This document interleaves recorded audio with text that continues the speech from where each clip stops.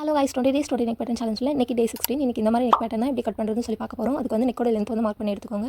நெக்கோட length mark பண்ணிவிட்டு இப்போ நெக்கோட வித் வந்து நார்மல் 3 inch கொடுத்து மார்க் பண்ணி எடுத்துக்கோங்க. மேலேயும் கீழே இந்த மாதிரி மார்க் பண்ணிவிட்டு இந்த மாதிரி பாக்ஸ் போட்டு எடுத்துக்கோங்க. பாக்ஸ் போட்டுட்டு இப்போ நெக்கோட லென்த் வந்து மார்க் பண்ணியிருக்கோம் இல்லையா, அந்த லென்த்தில் இருந்து நான் வந்து ப்ளவுஸோட ஃபுல் லென்த்துக்கு வந்து இந்த மாதிரி லைன் போட்டு எடுத்துக்கிறேன். லைன் போட்டுட்டு இப்போ இந்த லைனில் இருந்து அவுட் சைடில் வந்து ஒரு 1/2 inch கொடுத்து மார்க் பண்ணுங்கள். இந்த மாதிரி ஒரு 1/2 inch கொடுத்து மார்க் பண்ணுங்கள்.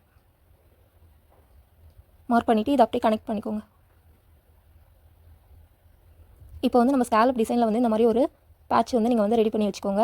இப்போ இந்த 1/2 inch நம்ம எதுக்கு போட்டோம் அப்படின்னா, இதிலிருந்து நம்ம ஸ்கேலப் வந்து ட்ரா பண்ணால் அப்படி தான் நம்மளுக்கு நெக் வந்து கரெக்டாக வரும். நீங்கள் உள் சைடு அந்த மார்க் பண்ண 3 inchலேயே வந்து நீங்கள் மார்க் பண்ணிங்க அப்படி தான் நெக் வந்து ரொம்ப குறுகலாக போயிடும்.